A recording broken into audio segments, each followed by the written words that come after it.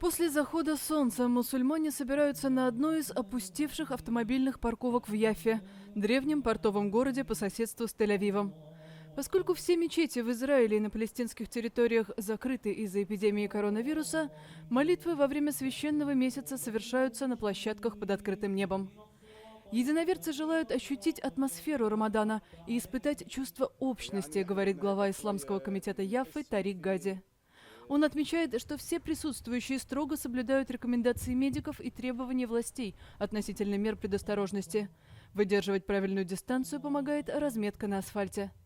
Яффа пережила в своей истории как минимум 2 эпидемии. Бубонная чума свирепствовала в конце XVIII века, когда на Ближний Восток вторглась армия Наполеона. Более 100 лет спустя сюда добрался грипп испанка. В Иерусалиме правоверные молятся на брусчатке узких улочек старого города, расположившись как можно ближе к мечети Аль-Акса, одной из наиболее почитаемых святынь ислама. По данным властей Израиля, COVID-19 заболели 15,5 тысяч человек, умерли 208, выздоровели более 7300. В палестинской автономии на западном берегу и в секторе Газа насчитывается менее 350 случаев заражения и 2 летальных исхода. 83 человека выздоровели.